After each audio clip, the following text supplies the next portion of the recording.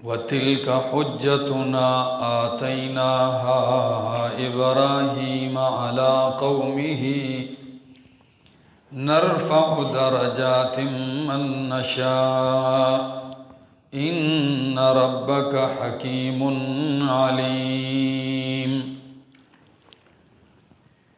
وَتِلْكَ حُجَّتُنَا آتَيْنَاهَا إِبْرَاهِيمَ، اور یہ ہماری دلیلیں تھیں، آتیناہا جو ہم نے دی، ابراہیم علیہ السلام کو، علی قومہ ان کی قوم کے مقابلے میں، نرفع درجات من نشاء بلند کرتے ہیں درجے ہم، من نشاء جس کے چاہتے ہیں، ان ربک حکیم علیم بے شک تیرا رب حکیم حکمتوں والا ہے، علیم جاننے والا ہے۔ سورۃ الانعام ہم پڑھ رہے تھے کہ سورۃ الانعام مضامین کے اعتبار سے دو حصوں پر مشتمل ہے، اور اس کا دعویٰ ہے اثبات التوحید رد الشرک مفصلاً، توحید کا اثبات اور شرک کی تردید تفصیل کے ساتھ۔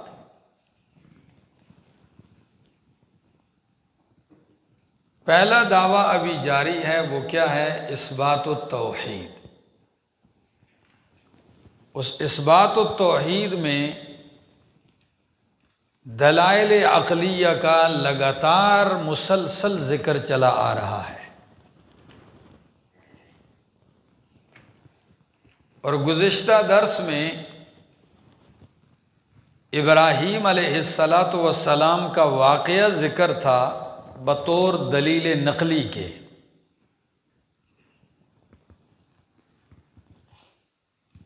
پنکھا بند کرو بھائی، سردی ہے اور آپ لوگوں نے پنکھے لگا دیے ہیں۔ تو ابراہیم علیہ السلام کا تذکرہ بطور دلیل نقلی کے دعوی توحید پر، کہ ابراہیم علیہ السلام کو اللہ رب العزت فرماتے ہیں ہم نے آسمان و زمین کی سلطنت بتائی، اس کے عجائبات بتائے آسمانوں کے، اور وہ جب قوم کے سامنے آتے ہیں تو انہی سے دلیل بھی پیش کرتے ہیں۔ ایک رات جب انہوں نے ستارے کو دیکھا تو کہا کیا یہ ہے میرا رب؟ لیکن جب ستارہ غروب ہو گیا، چھپ گیا، فرمانے لگے جو چھپ جائے میں ان سے محبت نہیں کرتا۔ کیا مطلب ہے؟ محبت الوہیت، یعنی جو محبت الہ کے لائق ہے وہ محبت میں ان سے نہیں کرتا۔ پھر کسی موقع پر چاند کو دیکھا رات کی تاریکی میں کہ وہ روشنیاں دے رہا ہے تو فرمایا یہ میرا رب ہے۔ لیکن جب انتظار کیا اور چاند بھی غروب ہو گیا، صبح کا اجالا ہوا، چاند چھپ گیا، فرمایا اگر میرا رب میری رہنمائی نہ کرتا، یعنی مجھے مضبوط نہ کرتا توحید کے عقیدے پر، تو میں بھی تمہارے جیسے لوگوں میں ہوتا۔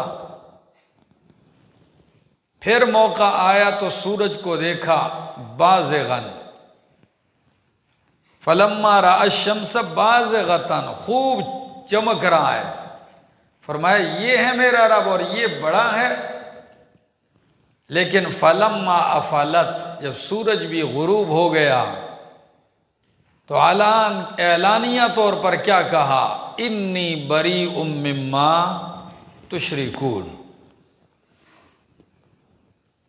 آج کے درس میں فرمایا تلک حجتنا آتیناہا ابراہیم، یہ ہماری دلیلیں تھیں، آتیناہا ابراہیم جو ہم نے دیں ابراہیم علیہ السلام کو، علی قومہ ان کی قوم کے مقابلے میں، یعنی قوم مشرک ہے تو ہم نے ان کو قوم کے مقابلے میں توحید کے اس بات کے لیے یہ دلیلیں دی ہیں، نرفع درجات من نشاء، بلند کرتے ہیں ہم درجے جس کے چاہتے ہیں، یعنی جس کو درجوں کے اعتبار سے بلند کرنا چاہتے ہیں، جیسا حدیث میں آتا ہے ان اللہ یرفع بہذا الکتاب اقواما ویضع بہ آخرین، اس کتاب کے ذریعے اللہ درجے بلند کرتا ہے جس کے چاہتا ہے،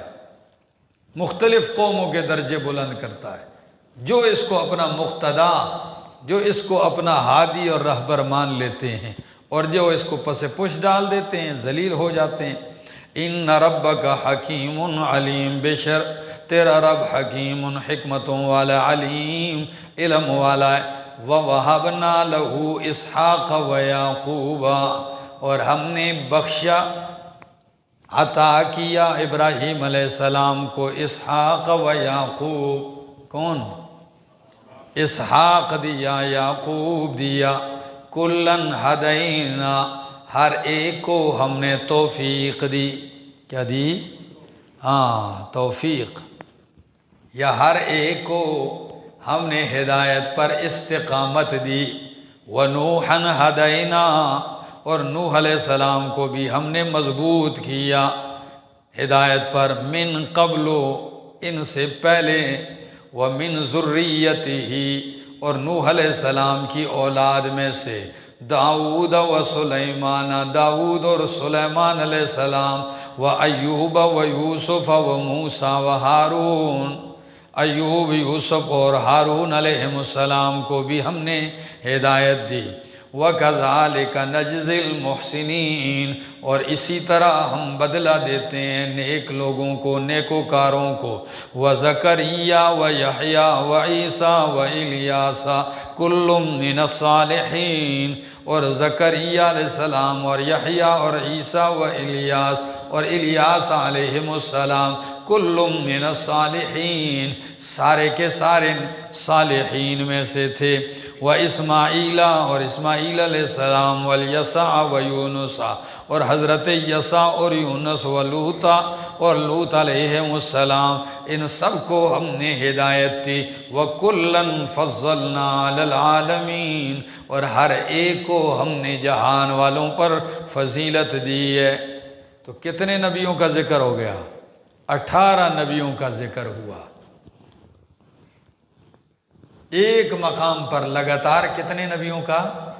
18 نبیوں کا ذکر کرنے کے بعد فرمایا وَمِنْ آبَائِهِمْ وَذُرِّيَّاتِهِمْ وَإِخْوَانِهِمْ، وَمِنْ آبَائِهِمْ، اور ان کے آبا و اجداد میں سے کچھ، وَذُرِّيَّاتِهِمْ، اور ان کی اولادوں میں سے، وَإِخْوَانِهِمْ، اور ان کے بھائیوں میں سے۔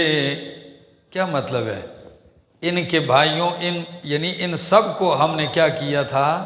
ہدایت دی تھی، ٹھیک ہے نا؟ اس سب کا تعلق وہ پیچھے کے ساتھ ہے، ہدیناہم، ٹھیک ہے؟ اللہ نے ان کو ان کے آبا و اجداد میں سے بھی ہدایت دی، ان کی اولادوں کو بھی ہدایت دی، اور ان کے بھائیوں سے بھی ہدایت دی۔ وَاجْتَبَيْنَاهُمْ، یہ من کو میں نے تبعیض کے لیے اس لیے لیا تاکہ یہ کہنا نہ پڑے کہ بیچ میں تو ابراہیم علیہ السلام بھی ہیں اور ان کے والد تو کیا تھے، یہ تو کل آپ پڑھ چکے ہیں۔ تو میں نے من کس معنی میں لے لیا؟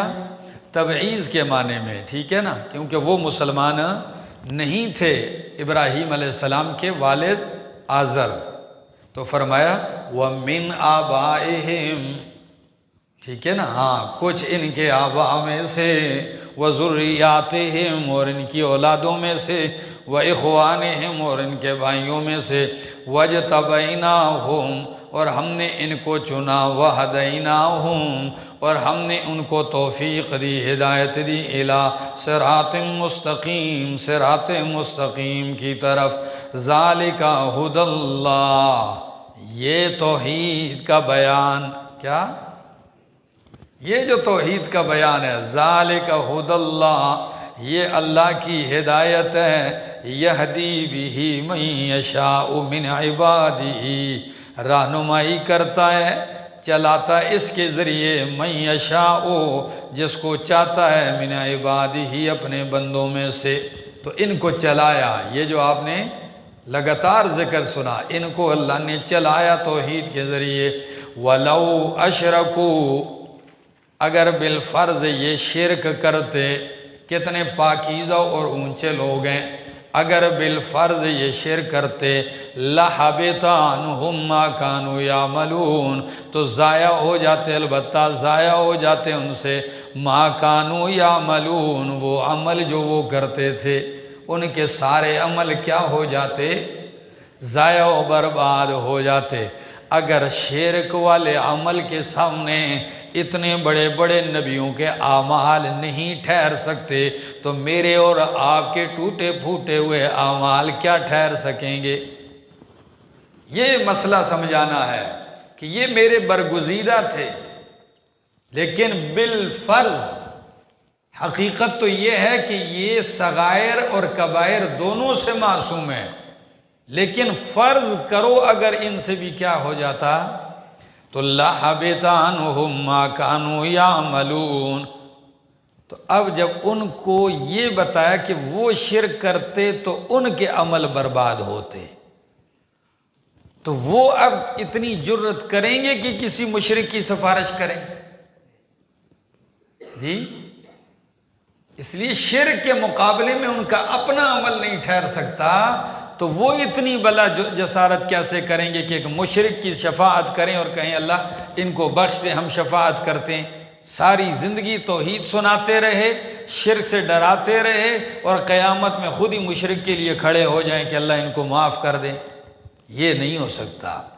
فرمایا اولئک الذین آتیناہم الکتاب، اولئک الذین، یہ ہیں وہ لوگ، آتیناہم الکتاب، جن کو ہم نے کتاب دی ہے، والحکم، شریعت دی ہے، والنبوت، اور نبوت دی ہے، فَإِن يَكْفُرْ بِهَا هَؤُلَاءِ، پس اگر انکار کریں اس توحید کے مسئلے کا، بہا، اس توحید کے مسئلے کا، یا ان دلائل کا، کس کا؟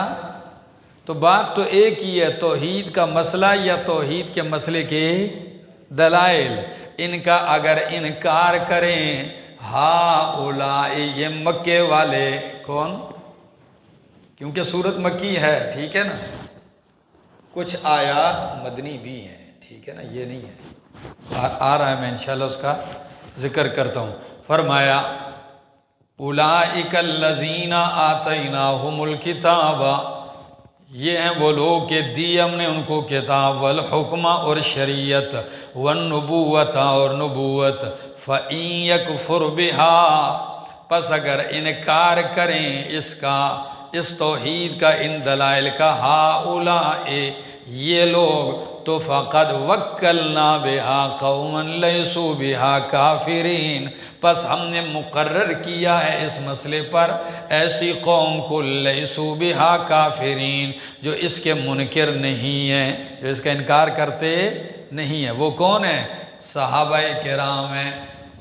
اگر یہ لوگ مشرک کرتے ہیں انکار، تو ہم نے ایسے لوگ اس مسئلے کے لیے مقرر کیے ہیں کہ جو لیسوا بہا کافرین۔ امام آلوسی نے روح المعانی میں بڑی بسط کے ساتھ بات کی ہے کہ یہ کون لوگ ہیں؟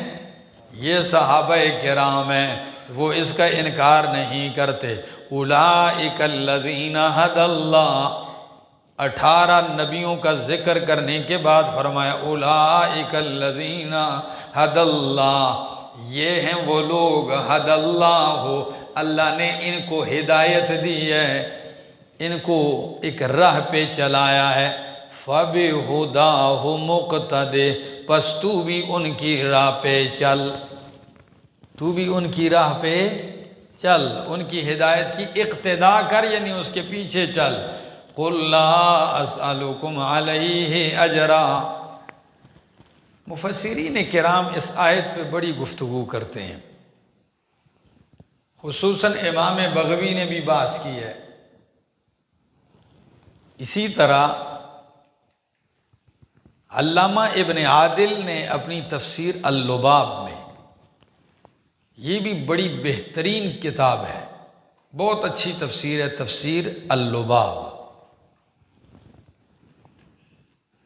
کئی جلدوں پر مشتمل ہے۔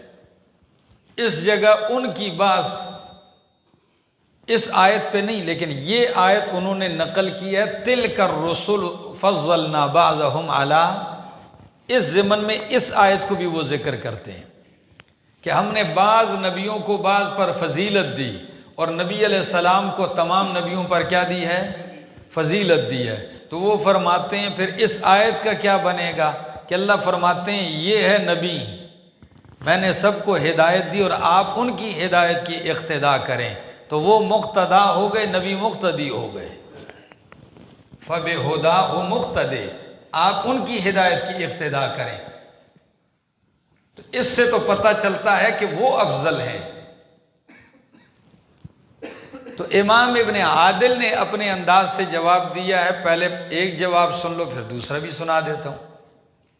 عام مفسرین فرماتے ہیں کہ یہ اقتداء احکام میں نہیں،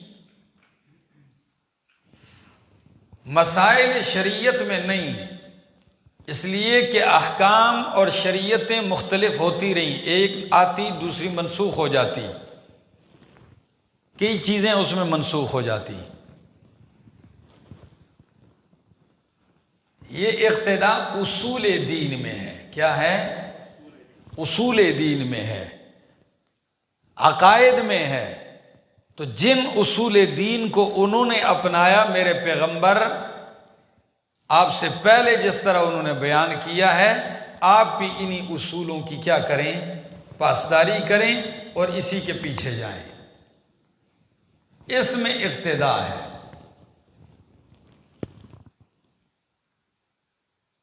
امام ابن عادل فرماتے ہیں کہ یہ اقتداء محاسن میں ہے۔ کس میں ہے؟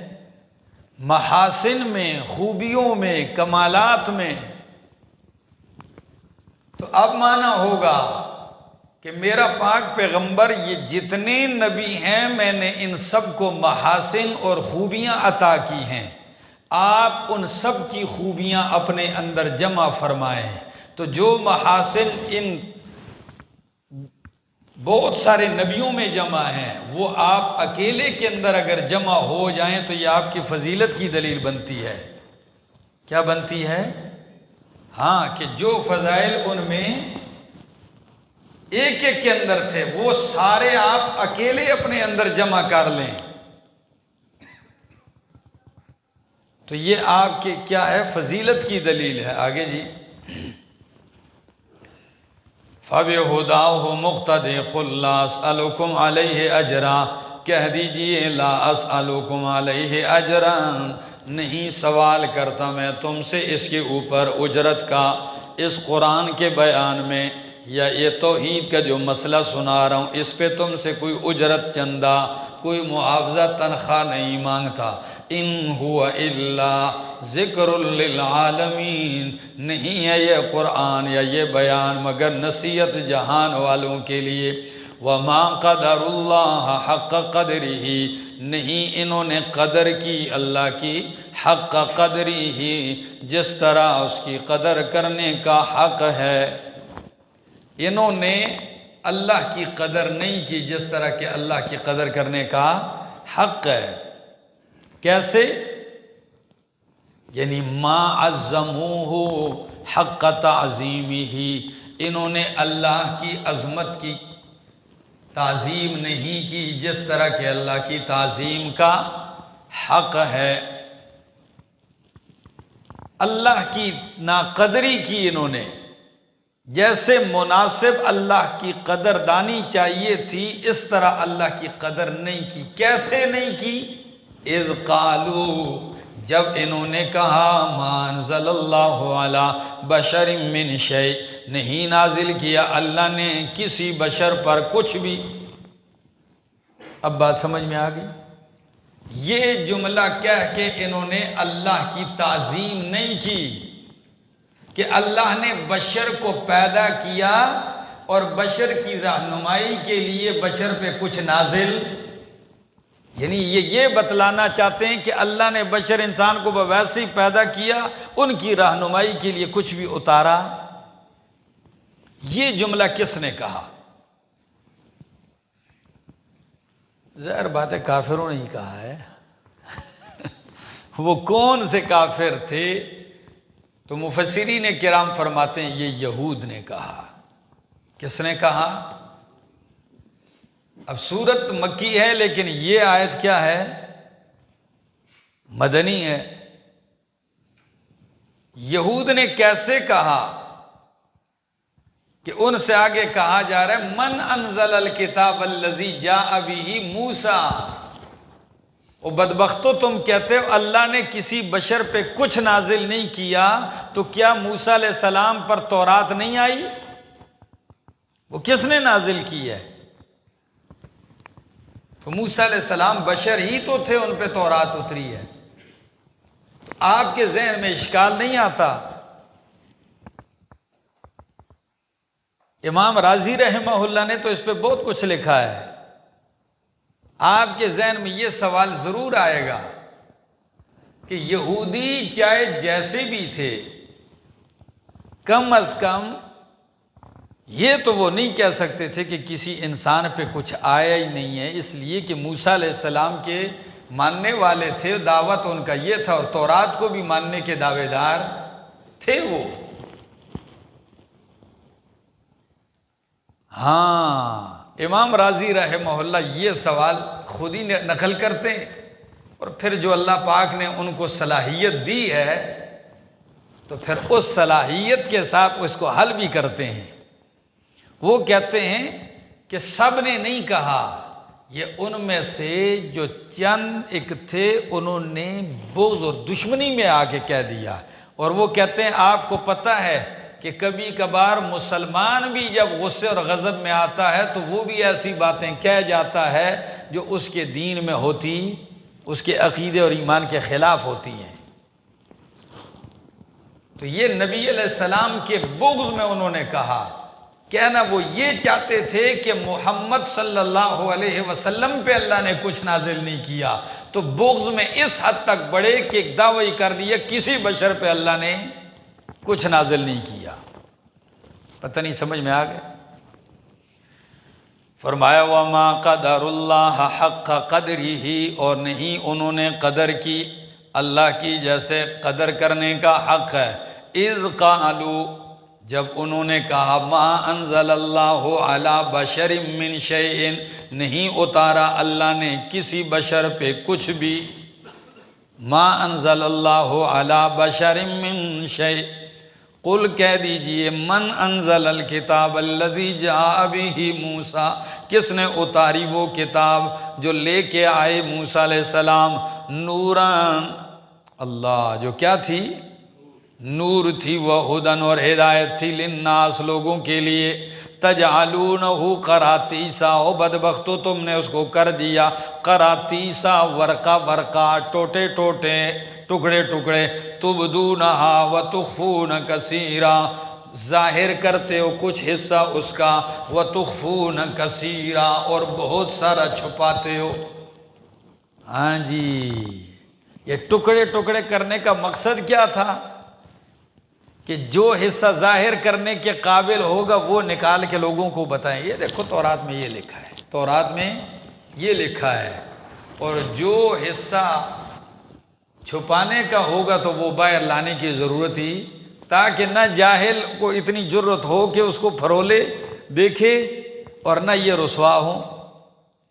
تو تورات کو انہوں نے کیا کر دیا؟ ٹکڑے ٹکڑے کر دیا، تجعلونہ قراطیسا، اللہ۔ تو سوال سمجھ میں آیا ان کا؟ ما انزل اللہ علی بشر من شیء۔ ہمارے استاد سمجھاتے ہیں تو مثال کے اندر یہ پیش کرتے تھے منطق میں کہ دیکھو ما انزل اللہ علی بشر من شیء سالبہ کلیہ ہے، کوئی چیز اللہ نے بشر پہ نہیں اتاری، پر آپ کو پتہ ہے کہ سالبہ کلیہ کی نقیض آتی ہے موجبہ جزیہ۔ سالبہ کلیہ کو توڑا جاتا ہے کس سے؟ موجبہ جزیہ سے۔ تو انہوں نے کہا ما انزل اللہ علی بشر من شیء، تو قرآن کہتا ہے من انزل الذی جاء بہ موسیٰ، موجبہ جزیہ، کس نے نازل کی ہے وہ کتاب جو موسیٰ علیہ السلام لے کے آئے؟ انہوں نے سب کا انکار کیا، تو جواب میں ایک جزیہ ثابت کر دیا کہ دیکھو یہ تم بھی مانتے ہو، تو تمہارا یہ دعویٰ ٹوٹ گیا کہ کسی بشر پہ اللہ نے کوئی چیز نہیں اتاری۔ یہ تو ہماری بحث ہی نہیں ہے، منطق تو وہ تو ایک دور تھا، پڑھتے بھی تھے، طلباء بھی پڑھتے تھے اور استاد پڑھاتے بھی تھے۔ اب تو نہ پڑھانے کی ضرورت ہے اور نہ پڑھنے کی، ٹھیک ہے نا؟ اب وہ ذوق ہی نہیں رہا، بلکہ پہلے تو ایسے عجیب قسم کے لوگ ہوتے تھے ذوق والے کہ وہ 20-20 سال صرف منطق پڑھتے تھے۔ میرے استاد تھے یہاں ہری پور میں، شیخ الحدیث تھے، ان کے پاس ایک بندہ 50-60 سال کا ہے اور لا کی کتاب رکھی، جی مجھے منطق پڑھانے کا ہے۔ میں کہا دیکھو اس کا دماغ خراب نہیں ہے، وہ اللہ کے بندے 50-60 سال تیری عمر ہو چکی، اب تو منطق پڑھتا ہے، قرآن پڑھ، کوئی دین پڑھ سمجھ۔ لیکن ذوق کا کیا کیا جائے، شوق کا کیا کیا جائے۔ ذوالیدین رضی اللہ تعالیٰ عنہ جب نبی علیہ السلام نے نماز پڑھائی تو رکعتیں 2 پڑھائیں، 4 کی جگہ 2 پہ سلام پھیرا، تو سلام پھیرتے ہی وہ کہنے لگا اقصرت الصلاۃ وام نسیت یا رسول اللہ، کیا آپ بھول گئے یا نماز کم ہو گئی ہے؟ نبی علیہ السلام نے فرمایا لیس کل ذالک، سالبہ کلیہ ایک کام بھی نہیں ہوا، نہ میں بھولا ہوں اور نہ ہی نماز کم ہوئی۔ تو سالبہ کلیہ کی نقیض کیا آتی ہے؟ تو وہ کہنے لگا قد کان بعض ذالک، ایک کام تو ہوا ہے۔ جب انہوں نے کہا، نبی علیہ السلام نے فرمایا لیس کل ذالک، ایک بھی نہیں ہوا، کہنے لگا قد کان بعض ذالک۔ جب یہ کہا نبی علیہ السلام نے فرمایا ابو بکر عمر یہ کیا کہہ رہا ہے؟ فرمایا اللہ کے پاک پیغمبر کہتا تو ٹھیک ہے، کیا یا نماز کم ہوئی ہے یا آپ بھولیں؟ نبی علیہ السلام نے فرمایا صفیں بناؤ، نماز مکمل کر دی، اور نماز مکمل کرنے کے بعد کیا فرمایا؟ فرمایا انما انا بشر مثلکم انسا کما تنسونا فذکرونی اذا نسیتو، اللہ میں بھی بشر انسان ہوں، جیسے تم بھولتے ہو میں بھی بھول جاتا ہوں، فذکرونی اذا نسیتو، تو مجھے بھی یاد دلایا کرو جب میں بھول جاؤں۔ آئیے انہوں نے کہا کوئی کتاب اللہ نے نہیں اتاری یا کوئی چیز نہیں اتاری کسی بشر پہ۔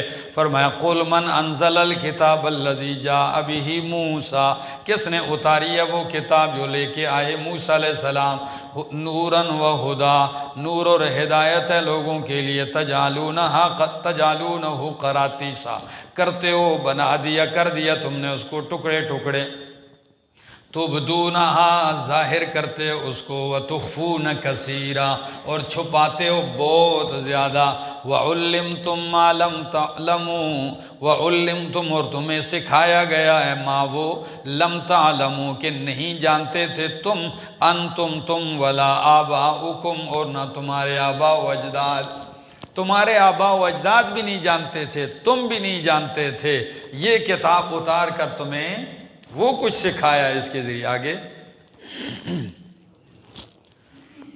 اب اس قل اللہ کا تعلق ہے، یہ جواب ہے اس اوپر ان کے جملے کا۔ جب اللہ نے کہا، وہ کہتے ہیں کچھ بھی کسی بشر پہ اللہ نے نازل نہیں کیا، تو اللہ نے فرمایا قل من انزل الکتاب الذی، وہ کتاب کس نے نازل کی جو موسیٰ علیہ السلام لے کے آئے۔ تو یہ بدبخت تو ضد میں اتنے ہیں کہ یہ جواب نہیں دیں گے، تو قل اللہ، آپ ہی کہہ دیں کہ اللہ نے نازل کی ہے، ٹھیک ہے جی؟ قل اللہ، قل کہہ دیجئے کہ اللہ ہی نے نازل کی ہے، ثم ذرہم، یہ جواب دینے کے بعد ثم ذرہم، پھر چھوڑ ان کو، فی خوضہم یلعبون، اپنی باطل باتوں میں یلعبون، کھیلتے رہیں، باطل مشغلے میں یلعبون کھیلتے رہیں، وہذا کتاب انزلناہ مبارک، اور یہ کتاب ہے انزلناہ مبارک، ہم نے اس کو نازل کیا ہے مبارک، اللہ کیا ہے؟ مبارک، برکت والی کتاب ہے۔ برکت کا معنی ہے النماء مع الخیر، کیا؟ کسی چیز کے اندر خیر کی بڑھوتری، خیر کا بڑھ جانا برکت ہے۔ تو پانی سیلاب بن جائے اور لوگوں کی آبادی برباد کر دے، اس کو آپ برکت کہیں گے؟ کیوں؟ بڑھ نہیں گیا، خیر نہیں ہے۔ سمجھ میں آ گئی؟ خیر کے ساتھ کسی چیز کا بڑھنا یہ برکت ہے۔ فرمایا ھذا کتاب انزلناہ مبارک، یہ کتاب ہے نازل کیا ہم نے اس کو مبارکن، خیر والی ہے، مبارکن اس میں بڑی خیر رکھی ہوئی ہے، مصدقن تصدیق کرنے والی ہے ان کتابوں کی جو اس سے پہلے ہیں، وَلِتُنذِرَ أُمَّ الْقُرَىٰ، اور تاکہ تو ڈرائے ام القریٰ، مرکزی بستی والوں کو، مین بستی والوں کو یعنی مکے والوں کو، وَمَنْ حَوْلَهَا، اور ان کو جو مکے کے ارد گرد ہیں۔ یہاں ایک حوالہ لکھ لو، کتاب انزلناہ مبارکن کا معنی کشاف نے لکھا ہے اے کثیر المنافع والفوائد، اے کثیر المنافع والفوائد، بہت سارے منافع اور فوائد والی کتاب ہے۔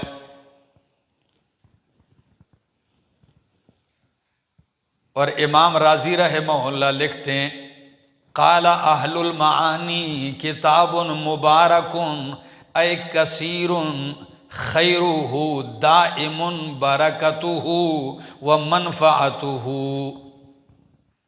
اللہ کیا عجیب بات ہے، کہتے ہیں کثیر خیرہ، زیادہ ہے اس کا خیر، دائم برکتہ، ہمیشہ رہنے والی ہے اس کی برکت، ومنفعتہ، اور اس کی منفعتیں، اور یبشر بالثواب والمغفرت، کیا بات ہے، یبشر، یہ بشارتیں دیتا ہے، یہ قرآن یہ کتاب بشارتیں دیتی ہے، بالثواب والمغفرت، کس کی بشارت؟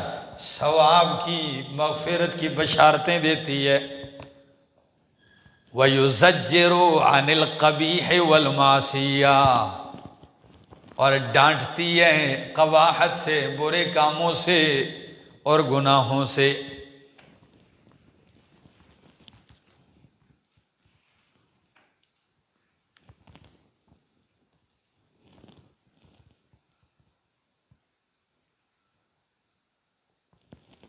امام رازی رحمہ اللہ اپنے بارے میں کیا کرتے ہیں؟ اب قرآن کی یہ آیت لکھتے ہیں، اب اپنے بارے میں وہ لکھتے ہیں، وہ کہتے ہیں انا قد نقلت انواعا من العلوم النقلیۃ والعقلیۃ فلم یحصل لی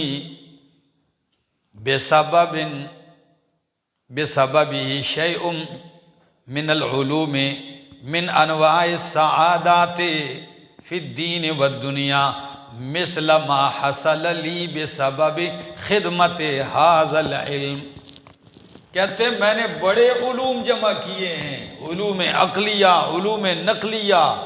امام رازی رحمہ اللہ کی کتابیں پڑھو آپ کی عقل دھنگ رہ جائے گی، لیکن کہتے ہیں مجھے کسی علم کے اکٹھا کرنے لکھنے سے مجھے وہ سعادتیں نصیب نہیں ہوئی دنیا اور آخرت کی کہ جو دنیاوی منافع اور سعادتیں مجھے اس کتاب کی خدمت سے ملی ہیں۔ میں کہتا ہوں شک بھی کوئی نہیں ہے، ان کو اس وقت ملی ہوں گی وہ ان کو، لیکن آج تک جو ان کی تفسیر سے علماء فائدہ اٹھا رہے ہیں اور ہر ممبر سے بیان کر رہے ہیں، یہ ان کے لیے تھوڑا ہے؟ یہ سعادتیں ان کو کسی اور کی کتاب کے لکھنے سے تھوڑی حاصل ہوتی ہیں۔ تو فرمائے یہ ہے خیر والی کتاب، ھذا کتاب انزلناہ مبارک مصدق، تصدیق کرنے والی ہے، لما ان کتابوں کی بین یدیہ جو اس سے پہلے ہیں، وَلِتُنذِرَ أُمَّ الْقُرَىٰ، حکمت نزول القرآن، حکمت نزول القرآن یعنی کس لیے اتاری یہ کتاب، لِتُنذِرَ أُمَّ الْقُرَىٰ، تاکہ تو ڈرائے مکے والوں کو۔ مکے کا ایک نام کیا ہے؟ بکہ، اور دوسرا نام ام القریٰ۔ ایک مدینہ یونیورسٹی ہے اور مکے کی یونیورسٹی کا نام کیا ہے؟ ام القریٰ یونیورسٹی۔ مکہ مکرمہ کے اندر یونیورسٹی ہے بہت بڑی، اس کا نام مکہ یہ ام القریٰ یونیورسٹی، جامعہ ام القریٰ۔ تو مکہ کا نام ام القریٰ ہے، وجہ کیا ہے؟ پوری دنیا کا مرکز یہاں ہے، کعبۃ اللہ، سینٹر یہاں ہے، اور سب سے پہلے کعبہ کی جگہ ابھری ہے زمین میں، پھر اسی سے پوری دنیا بچھائی گئی ہے، اسی سے پوری دنیا بچھائی ہے۔ فرمایا قرآن اس لیے اتارا لِتُنذِرَ أُمَّ الْقُرَىٰ، کن کو ڈرائے؟ مکے والوں کو، وَمَنْ حَوْلَهَا، اور جو ارد گرد ہیں۔ ارد گرد کون ہے؟ پوری دنیا۔ او میرا بھائی، جب مکہ ام القریٰ سینٹر ہو گیا تو باقی پوری دنیا کیا ہے؟ ارد گرد ہے۔ اور اس کی تائید میں گزشتہ دروس میں آپ نے یہ آیت پڑھی، لِأُنذِرَكُمْ بِهِ وَمَنْ بَلَغَ، تاکہ تمہیں ڈراؤں قرآن کے ذریعے، وَمَنْ بَلَغَ، جس تک قرآن پہنچے گا ان سب کو ڈراؤں۔ تو ادھر آیت حل کرو، لِتُنذِرَ أُمَّ الْقُرَىٰ وَمَنْ حَوْلَهَا، تاکہ تو ڈرائے مکے والوں کو، وَمَنْ حَوْلَهَا، اور اس کے ارد گرد پوری دنیا کو، وَالَّذِينَ، اور وہ لوگ، يُؤْمِنُونَ بِالْآخِرَةِ، جو ایمان لاتے ہیں آخرت پر، جو لوگ آخرت کا یقین رکھتے ہیں، یؤمنون بِهِ، وہ اس قرآن پر بھی ایمان رکھتے ہیں، وَهُمْ عَلَىٰ صَلَاتِهِمْ يُحَافِظُونَ، اور وہ اپنی نمازوں کی حفاظت کرتے ہیں، اپنی نمازوں کی حفاظت کرتے ہیں۔ وَمَنْ أَظْلَمُ، اور کون بڑا ظالم ہے، ممن، اس شخص سے، افترا علی اللہ کذبا، جو جھوٹ گڑتا ہے اللہ پر، او قال، یا کہتا ہے، اوحی الیہ، وحی کی گئی ہے میری طرف، ولم یوحى الیہ شیء، حالانکہ اس کی طرف وحی نہیں کی گئی کسی چیز کی۔ وہ کہتا ہے میری طرف وحی کی گئی ہے، حالانکہ اس کی طرف کچھ وحی، جھوٹ بولتا ہے اللہ پر۔ آگے، وَمَنْ قَالَ، اور اس سے بڑا ظالم کون ہے جو کہتا ہے، سَأُنزِلُ مِثْلَ مَا أَنزَلَ اللَّهُ، بہت جلدی میں اتار دوں گا، بناؤں گا۔ انزلو کا معنی یعنی میں بھی نازل کرتا ہوں، مثل ما انزل اللہ، اسی کی طرح جو اللہ نے نازل کیا۔ تو نازل کرنے کا مقصد یعنی وہ کہتا ہے جو اللہ نے بنایا میں اس طرح کلام بنا سکتا ہوں۔ وَلَوْ تَرَى، اگر تو دیکھ لے، اِذِ الظَّالِمُونَ فِي غَمَرَاتِ الْمَوْتِ، یہ کون لوگ تھے جو کہتے ہیں اوحی الیہ، اوحی الیہ، میری طرف کیا کی گئی ہے؟ وحی کی گئی، حالانکہ اس کی طرف وحی نہیں کی گئی۔ یہ بہت سارے ایسے بدبخت گزرے ہیں، یہ جتنے نبوت کے جھوٹے دعوے دار ہیں یہ سارے اس میں آتے ہیں۔ نبوت کے جتنے بھی جھوٹے دعوے دار ہیں سب میں ہیں، اس میں آتے ہیں کہ وہ کہتے ہیں کہ ہم پہ وحی آتی ہے، حالانکہ وہ جھوٹ بولتے ہیں، ان کی طرف اللہ کی طرف سے کچھ وحی نہیں ہوتی۔ اور قرآن کے مقابلے میں انہوں نے کہا کہ جی جس طرح قرآن ہے اس طرح کلام تو ہم بھی بنا سکتے ہیں، صرف کہا ہی ہے۔ کیا؟ ہاں، صرف کہا ہی ہے، بنا کے دکھایا نہیں ہے۔ اور جو بنایا ہے جیسے مسیلمہ کذاب، اس کی تک بندی دیکھو تو کبھی آپ محفل میں بیان بھی نہیں کر سکو گے، ہنسو گے کہ یہ قرآن کے مقابلے میں کلام بنا رہا ہے۔ الفیل ملفیل وما ادراک ملفیل جسمہ ثقیل خرطومہ طویل، ہاتھی تمہیں کیا پتہ ہے ہاتھی کیا ہے، جسم اس کا بڑا ہے، ناک اس کی لمبی ہے۔ یہ کلام، یہ فصاحت ہے، یہ بلاغت ہے، یہ تو کسی سنجیدہ مجلس میں پیش کرنے کے قابل نہیں چاہیے جائے کہ قرآن کے مقابلے میں اس کو ہم وحی الہی کہہ دیں۔ لیکن کیا جائے جب شیطان ایک آدمی کے اوپر مسلط ہو ہی جائے، مکمل سوار ہو جائے اور وہ شیطان کا گدھا بن جائے، وہ جس طرف دوڑائے اس کو وہ دوڑے، اس کا کیا کیا جائے؟ بات سمجھ گئے؟ آگے ان کا حال کیا ہوگا؟ یہ مسلمہ جو ہے یہ نبی علیہ السلام کے پاس آیا تھا یمامہ سے، مدینہ منورہ آیا تھا، اور یہ نبی علیہ السلام کے پاس جس وقت آیا تو یہ نبی علیہ السلام کے پردادا سے بھی عمر میں زیادہ تھا۔ اس وقت بھی یہ پیپا تھا، بوڑھا، لیکن آ کر کیا کہتا ہے میں ایمان بھی لاتا ہوں آپ کا، امتی بھی بنتا ہوں، پر آپ اپنے بعد مجھے خلیفہ بنا دیں کہ آپ کے بعد میں آپ کا جانشین بن جاؤں۔ نبی علیہ السلام نے فرمایا یہ خلافتیں اور جانشینیاں ایسے نہیں، یا مجھے نبوت میں شریک کر دیں۔ آپ کے ہاتھ میں ایسے کوئی تنکا یا ٹہنی تھی، فرمایا میں تجھے اس میں بھی شریک نہیں کرتا ہوں، جو فیصلہ ہونا تھا وہ ہو گیا ہے اللہ کی طرف سے، ختم ہے نبوت کا سلسلہ، یہ واپس ہو گیا۔ اور ساتھ کہا کہ اگر اسلام میں سفیر کا قتل جائز ہوتا تو میں تجھے کیا کر دیتا؟ قتل کر دیتا۔ چہرہ مبارک سرخ لال ہوا۔ جب یہ واپس گیا تو ادھر جا کے کیا کہتا ہے مجھے نبی علیہ السلام نے نبوت میں شریک کر دیا ہے۔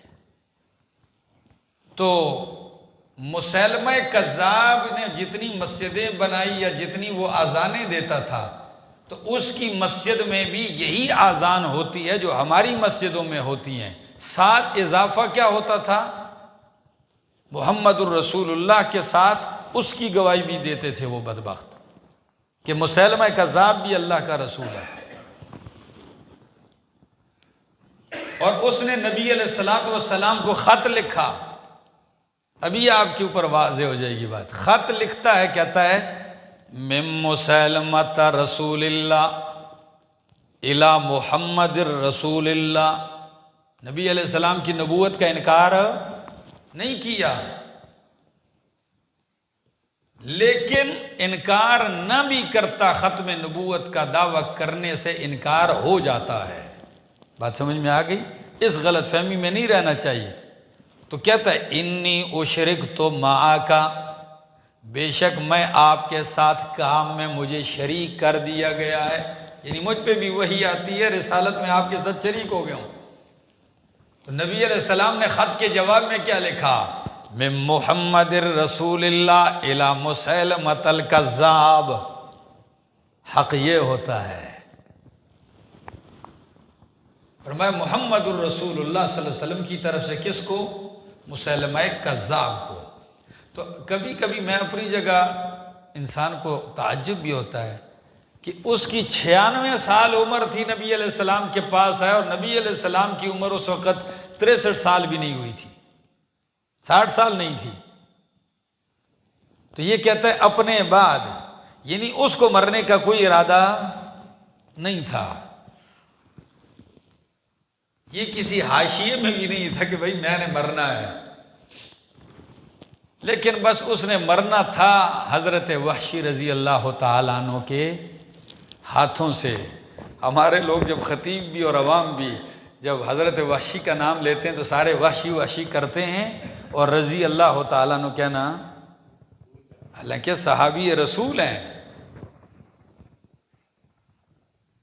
یہ تو وہ ہستی ہیں کہ اللہ نے ان کی سفارش کی ہے۔ ورنہ نبی علیہ السلام نے تو فرمایا تھا میں چچا کے بدلے میں 70 کافر ماروں گا، تو اللہ نے فرمایا 70 نہیں، ایک تو بنتا ہے حق قصاص میں، لیکن آپ کو ایک بھی نہیں ملے گا، اس لیے کہ وہ ایک بھی میں ایمان کی دولت اسے نصیب کر دوں گا۔ بات سمجھا؟ آگے پڑھو بھائی۔ وَلَوْ تَرَىٰ إِذِ الظَّالِمُونَ، اور اگر تو دیکھ لے جب یہ ظالم فی غمرات الموت، موت کی سختیوں میں ہوں گے، والملائکۃ، اور فرشتے باسطوا، پھیلانے والے ہوں گے، ایدیہم، اپنے ہاتھوں کو ان کی طرف۔ ہاتھ کس لیے پھیلائیں گے؟ ایسے آ جاؤ ادھر دیکھو بھائی، ایسے نہیں، ایسے، سمجھے آپ؟ ہاں، لَئِن بَسَطتَ إِلَيَّ يَدَكَ لِتَقْتُلَنِي مَا أَنَا بِبَاسِطٍ يَدِيَ لِأَقْتُلَكَ، اگر تو اپنا ہاتھ بڑھائے میری طرف کہ مجھے کیا کرے؟ قتل کرے، تو میں ہاتھ نہیں بڑھاؤں گا قتل کے لیے، ٹھیک ہے نا؟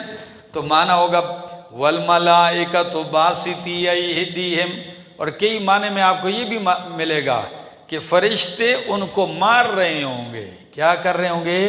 ہاتھ بڑھانے کا مقصد ان کی پٹائی شروع ہوگی، کھینچیں گے ان کو، اور کہیں گے اخرجوا انفسکم، نکالو اپنی جانوں کو۔ آپ ہی بتاؤ کہ جب کسی مجرم کے گھر پہ پولیس چھاپہ مارتی ہے تو پھر ہاتھ کیسے بڑھاتی ہے پولیس؟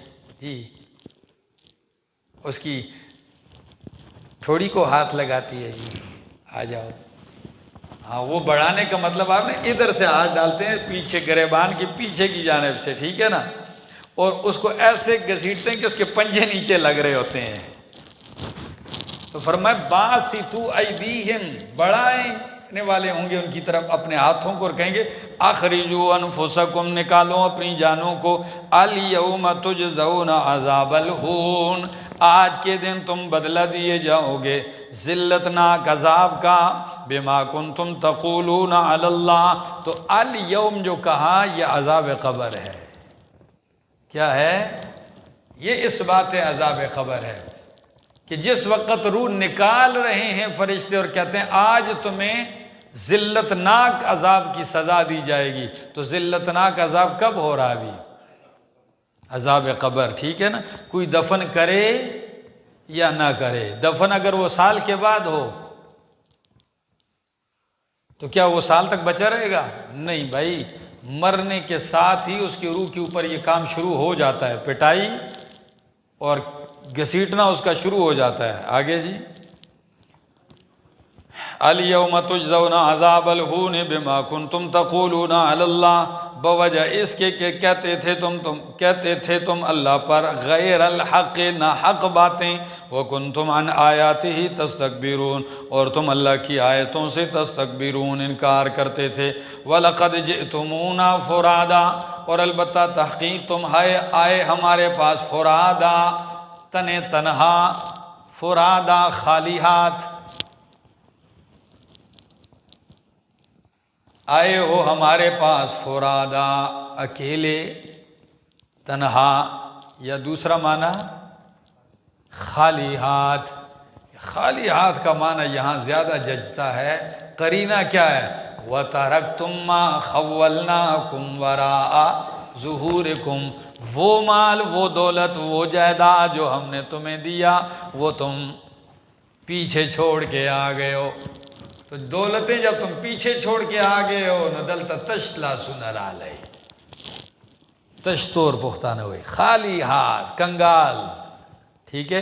لقد جئتمونا فرادا، البتہ تحقیق تم آئے ہو ہمارے پاس، کیا معنی کرو گے؟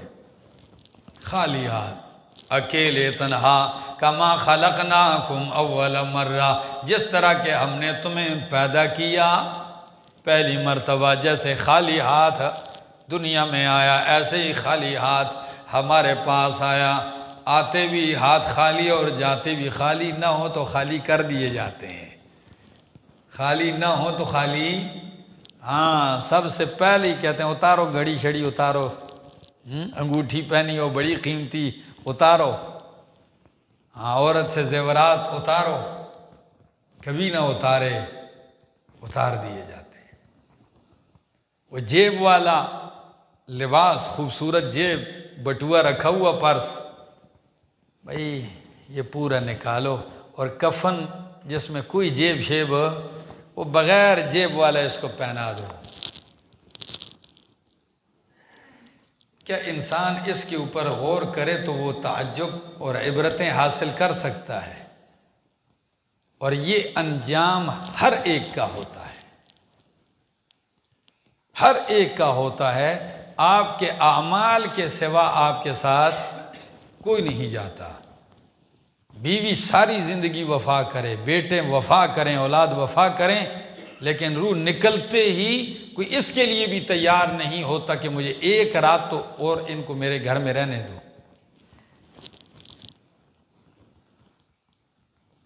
کہتے ہیں بس جتنا جلدی ہو سکے لے جاؤ اس کو،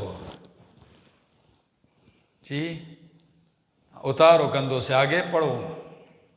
وَتَرَكْنَاكُمْ، اور وَتَرَكْتُمْ، اور چھوڑ آئے ہو تم، ماں وہ کچھ، خَوَّلْنَاكُمْ، جو ہم نے تمہیں دیا، وَرَاءَ ظُهُورِكُمْ، تمہاری پشتوں کے پیچھے، وَمَا نَرَى مَعَكُمْ شُفَعَاءَكُمُ الَّذِينَ زَعَمْتُمْ، اور نہیں دیکھتے ہم تمہارے ساتھ تمہارے وہ سفارشی، وہ سفارشی نظر نہیں آ رہے جن کو تم سفارشی سمجھتے تھے اور کہتے تھے، الذین زعمتم، وہ کہ جن کے بارے میں تم گمان کرتے تھے، انہم فیکم شرکاء، کہ وہ تمہارے اندر کیا ہیں، شریک ہیں، جن کو شرکاء سمجھتے تھے، وہ شرکاء شفعاء نظر نہیں آ رہے۔ لقد تقطع بینکم، تحقیق کٹ گئے ہیں، کیا ہو گئے ہیں، کٹ گئے ہیں، بینکم تمہارے درمیان، وہ سارے واسطے، سارے تعلقات، سارے اسباب کیا ہو گئے ہیں، صرف کٹے ہی نہیں، باب تفعیل استعمال کیا، ٹکڑے ٹکڑے ہو گئے، ذرا ذرا شو، ٹھیک ہے نا، ریزہ ریزہ ہو گئے۔ ہے اللہ، وَضَلَّ عَنْكُمْ مَا كُنْتُمْ تَزْعُمُونَ، اور گم ہو گئے تم سے وہ کنتم تزعمون، جن کو تم گمان کرتے تھے کہ وہ تمہارے شریک ہیں اللہ کی بارگاہ میں، وہ شرکاء ہیں اللہ کے، یا زبردستی چھڑانے والے۔ ان اللہ فالق الحب والنوا، ان اللہ فالق الحب والنوا، دلائل عقلیہ توحید پر، بے شک اللہ پھاڑنے والا ہے، الحب دانے کو، والنوا اور گٹھلی کو، یخرج الحی من المیت نکالتا ہے زندے کو، من المیت مردے سے، ومخرج المیت من الحی اور نکالنے والا ہے مردے کو، من الحی زندے سے، ذالکم اللہ، یہ تمام صفات والا اللہ، یہ صفات والا اللہ ہے، ذالکم اللہ فانا تؤفکون، پس تم کہاں الٹے جا رہے ہو۔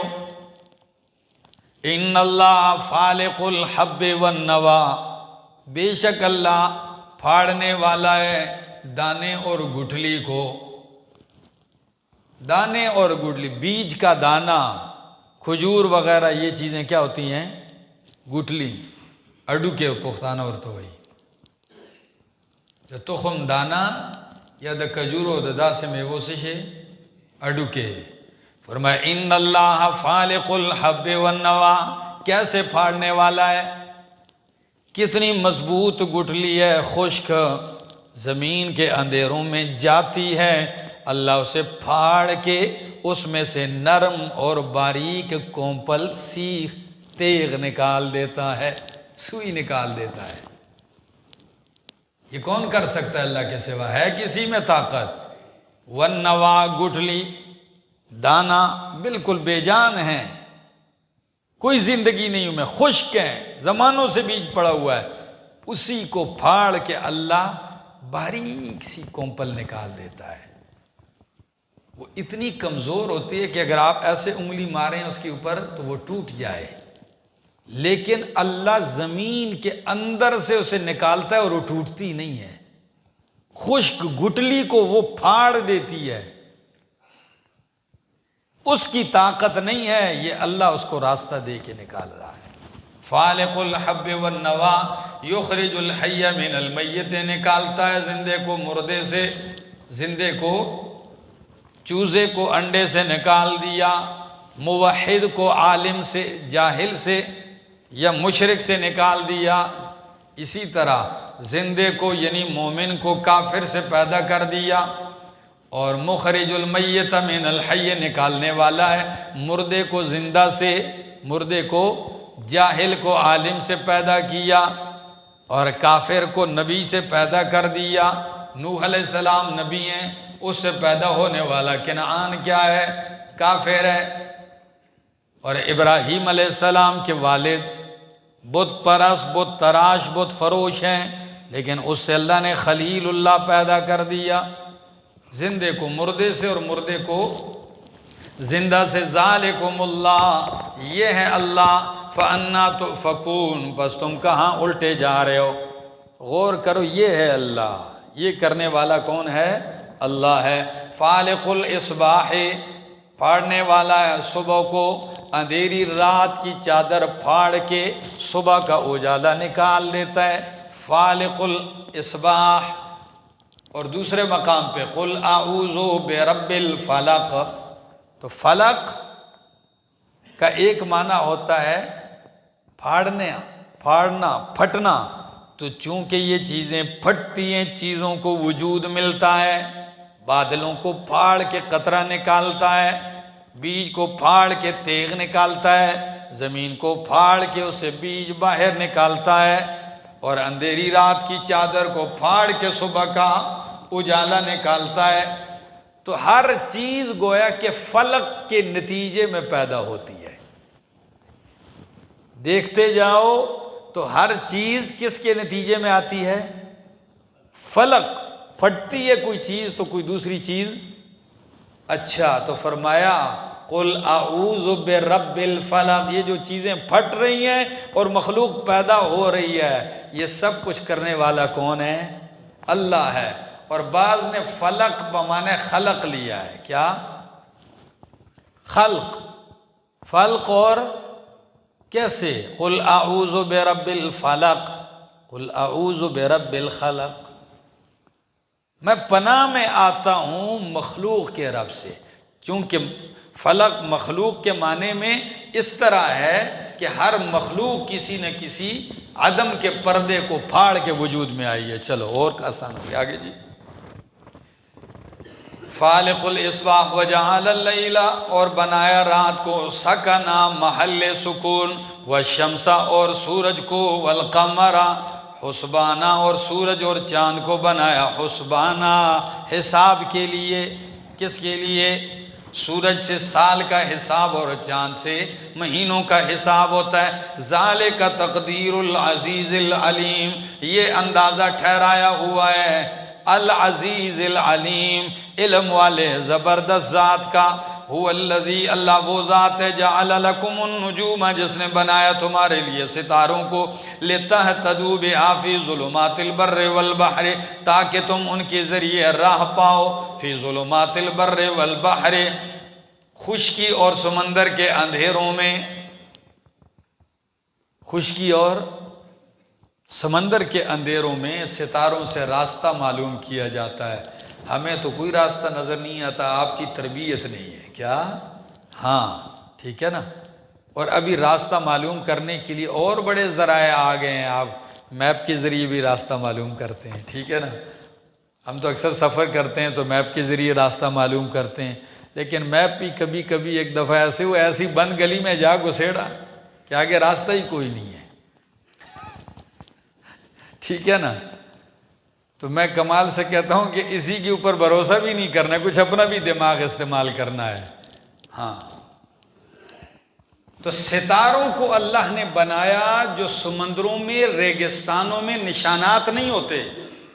عام پہاڑی علاقوں میں تو آپ کو راستے کے علامات سے بندہ راستہ معلوم کرتا ہے، لیکن جہاں حد نگاہ تک پانی ہی پانی ہے ہر طرف، اب آپ کو پتہ ہی نہیں چلتا نہ مشرق کا نہ مغرب کا، کدھر جانا ہے۔ ایسا ریگستان ہے کہ کوئی پتہ نہیں ہے۔ اس وقت آپ کو راستے کی رہنمائی کس سے ملتی ہے؟ ستاروں سے ملتی ہے۔ پھر آپ کو پہلے وہ پڑھاتے ہیں کہ یہ ستارے عموماً آپ کھڑے ہوں رات کو تو یہ آپ کی اس جانب رہتے ہیں، آپ کھڑے ہوں تو ایک ستارہ جب اس جانب ہو تو سمجھ جاؤ اس طرف مشرق ہے، اس طرف یہ ہے، اس طرف یہ ہے، وہ پوری ایک پورا سبق ہے۔ ہاں یہ سمجھ لو، آپ ٹیچر ہیں وہ سمجھ گئے، ٹھیک ہے۔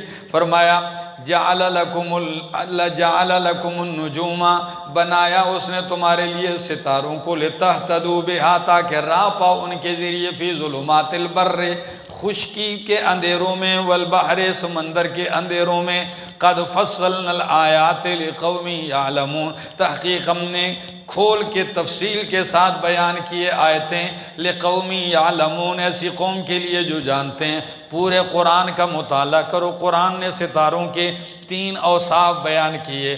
پہلی صفت لتہتدوا بہا، بھی تاکہ اس کے ذریعے راستہ معلوم کرو۔ دوسری صفات فرمایا وَلَقَدْ زَيَّنَّا السَّمَاءَ الدُّنْيَا بِمَصَابِيحَ، ہم نے آسمان کے لیے مزین کیا آسمان کو بمصابیحا، ستاروں کے ذریعے، وَجَعَلْنَاهَا رُجُومًا لِلشَّيَاطِينِ، اور ہم نے ان کو شیاطین بگانے کا ذریعہ بنایا۔ تو کتنے اوصاف ہوئے؟ راہ پاتے ہو، آسمان مزین ہے، اور شیطان بگانے کا ذریعہ ہے۔ اگر انہی اوصاف کو دیکھو تو یہ صحابہ میں بھی ہیں۔ ستاروں سے آسمان مزین، صحابہ سے دین مزین، ستاروں سے راہ پاتے ہو، جنگلوں میں معلوم کرتے ہو راستے، اور صحابہ کے ذریعے ہدایت کے راستے معلوم کرتے ہو، اور وہ شیطان بگانے کا ذریعہ ہیں، اور یہ بھی شیطان اور ان کے پیروکار بگانے کا ذریعہ ہیں۔ اور عمر میں تو اس درجہ پائی جاتی ہے صفت کہ آپ جس راستے سے گزرتے ہیں شیطان پہلے ہی وہ راستہ چھوڑ دیتا ہے۔ هو الذی، اللہ وہ ذات ہے، انشأکم، جس نے پیدا کیا تم کو، من نفس واحدۃ، ایک جان سے، آدم علیہ السلام سے، فمستقر ومستودع، فمستقر، حضرت قاضی صاحب معنی کرتے ہیں، حضرت قاضی صاحب فرماتے ہیں فمستقر اے فلکم مستقر، مستقر اے فلکم مستقر، تمہیں ایک جان سے پیدا کیا، اور اس کے بعد فمستقر، ایک جگہ تو تمہارے قرار کیا، ٹھکانے کیا، وہ مستودع، اور ایک جگہ تمہارے ودیعت رکھے جانے کی ہے، بطور امانت سونپے جانے کی جگہ ہے۔ توجہ ہے میری طرف، ایک جگہ تمہارے ٹھہرنے کی ہے، اور ایک جگہ بطور ودیعت رکھی جانے کی ہے۔ یہ مستقر اور مستودع کیا چیز ہے؟ تو حضرت قاضی صاحب رحمہ اللہ فرماتے ہیں کہ مستقر سے مراد دنیا ہے یا آخرت ہے؟ ایک قول دنیا ہے، یا کہ بندہ عموماً لمبا قیام ادھر ہی ہوتا ہے، مستقر، اور مستودع جہاں کچھ وقت کے لیے رکھا جاتا ہے، فرمایا وہ ہے ماں کا پیٹ، ماں کا پیٹ۔ دوسرا مطلب،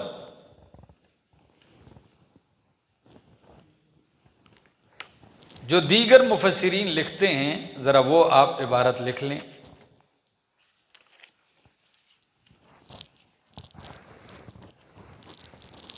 امام قرطبی رحمہ اللہ فرماتے ہیں وَأَكْثَرُ أَهْلِ التَّفْسِيرِ، اکثر اہل تفسیر جو ہیں وہ یہ کہتے ہیں یقولون المستقر ما کان فی الرحم، مستقر سے مراد ماں کے پیٹ میں ٹھہرنا ہے۔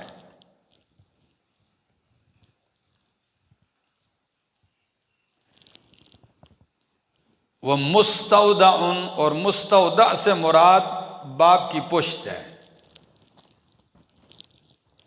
مستودع باپ کی پشت ہے۔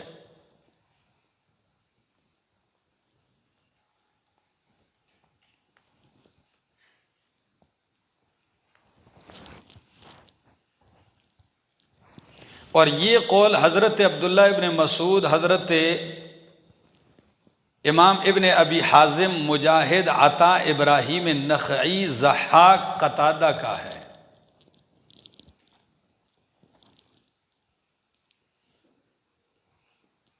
ان سارے کے نام لکھنے کے بعد امام ابن کثیر فرماتے ہیں اے فی الارحام، مستقر اے فی الارحام، اور مستودع، اس کے بھی بہت سارے مصداقات ملیں گے آپ کو تفسیروں میں، یہ نہیں ہے کہ صرف یہی ہیں۔ وہ مستودع کیا ہے؟ ما کان فی صلب اب،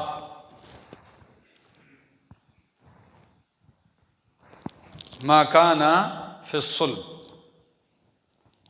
یہ سعید ابن جبیر، حضرت عبداللہ ابن عباس رضی اللہ تعالیٰ عنہ سے مروی ہے، قرطبی۔ اور امام ابن کثیر اس کو نقل کر کے کہتے ہیں قالوا اکثرهم اے فی الاصلاب،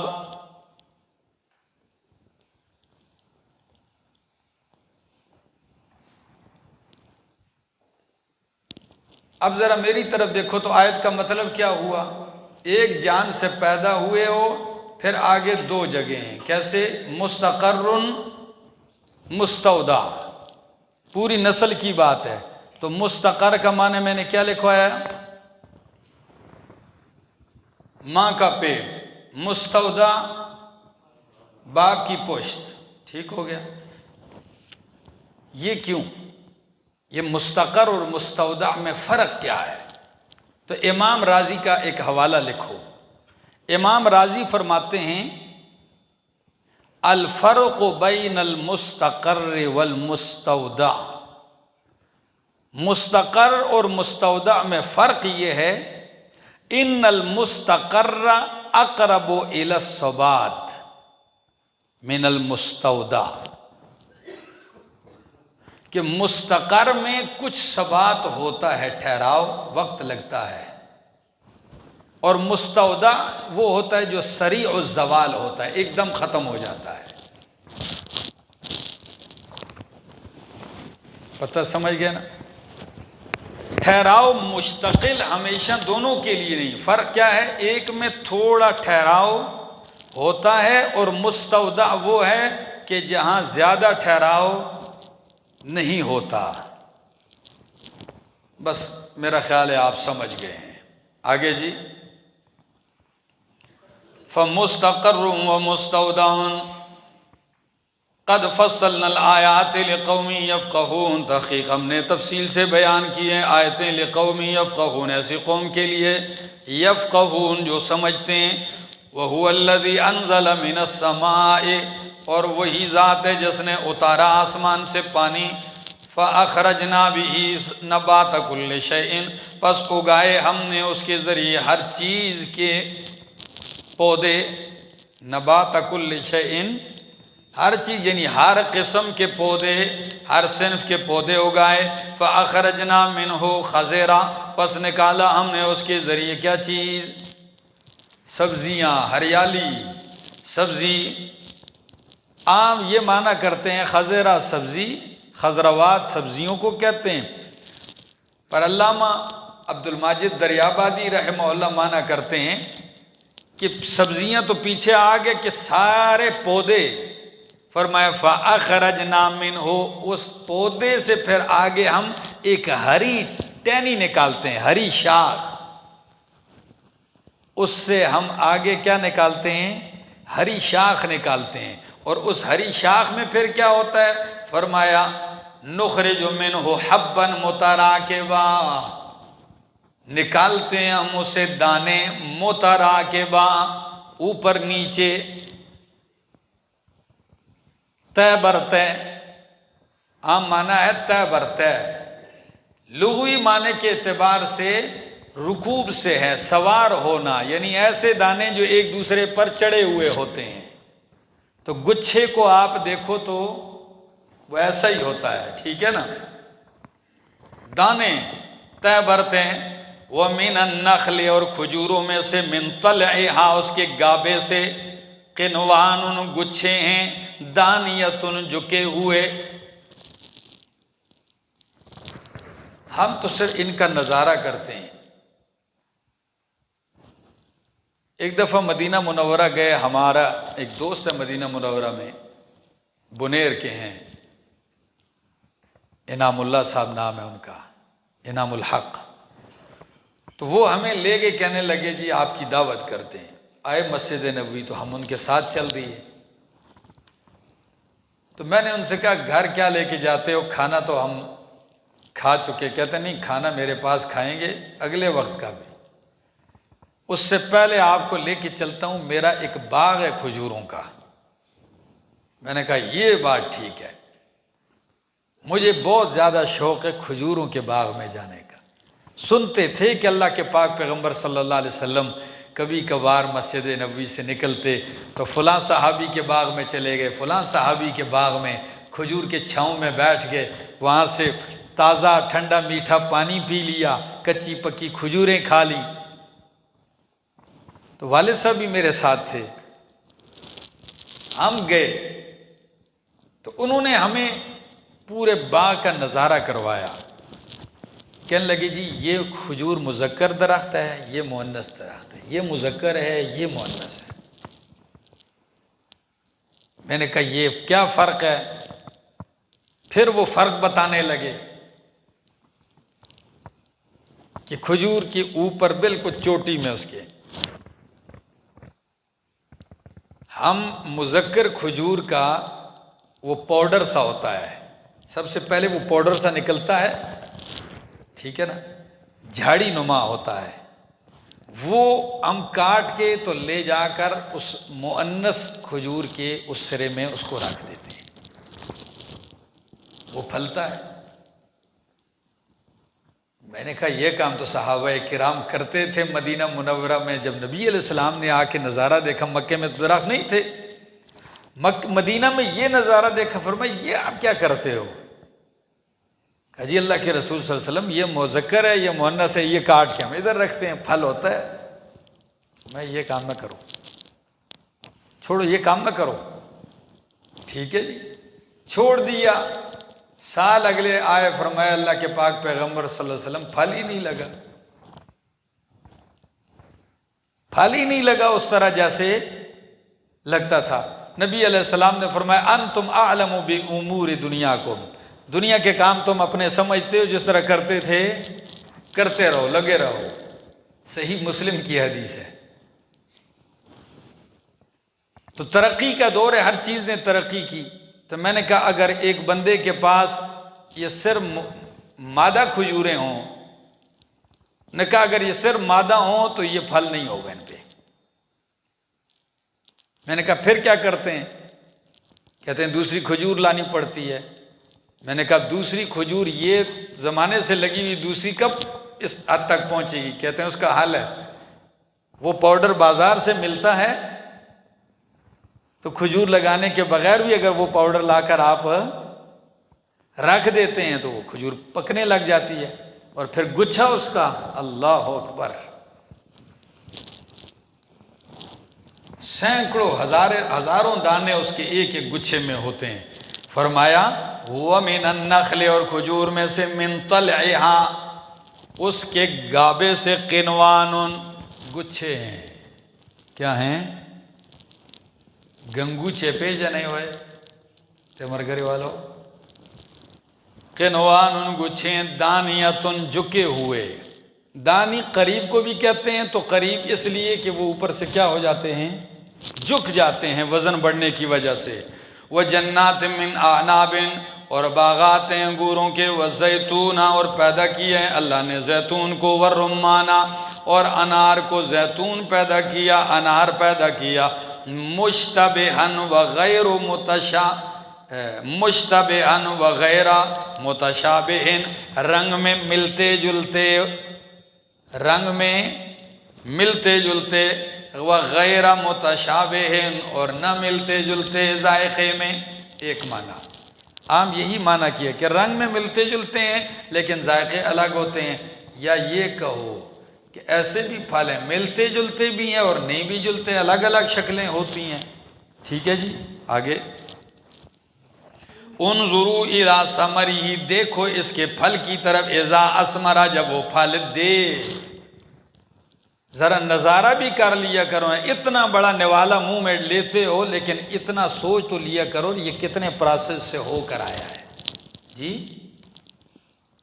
مالٹے ایک ہی جگہ بیٹھے درجنوں کا کاٹ کے چوس لیتے ہو تو تھوڑی دیر کے لیے اتنا بھی تو سوچ لیا کرو کیسے لگا ہے، کیسے پھلا ہے، کس ذات نے اس کو سنبھالا ہے کہ جو پانی لگا ہے اس میں مٹھاس نہیں، جس مٹی میں یہ پودا ہے اس میں مٹھاس نہیں، اس میں رنگ بھی نہیں، اس کا رنگ الگ ہے۔ پھر خدا جانے اس خشک تنے کو بہار میں تازہ کر دیا اور اس کی رنگت الگ ہے، اور چھلکے کا رنگ الگ کر دیا، پھر اندر میں دانے کا رنگ الگ کر دیا، اس میں جو بیج رکھا اس کا رنگ الگ کر دیا، بیج کو کڑوا کر دیا، اور اوپر چھلکے کا ذائقہ مختلف کر دیا، اور اندر کا جو کھانے کا حصہ ہے اس کا ذائقہ مختلف کر دیا۔ اتنا تو غور کرو کہ کوئی ذات ہے جو یہ سب کچھ کر رہی ہے، ورنہ ان چیزوں میں عقل شعور نہیں، یہ خود بخود ایسے نہیں ہو رہا۔ یہ اللہ کی پہچان کے دلائل ہیں۔ فرمایا انظروا الی ثمرہ اذا اثمر، دیکھو اس کے پھل کی طرف جب وہ پھل دے، وینعہ، اور اس کے پکنے کی طرف دیکھو کیسے پکتا ہے اور پک کے کیسے تیار ہوتا ہے جی۔ بوڑھوں کی خوراک الگ قسم کی ہے، جوانوں کے لیے اس میں الگ ہے۔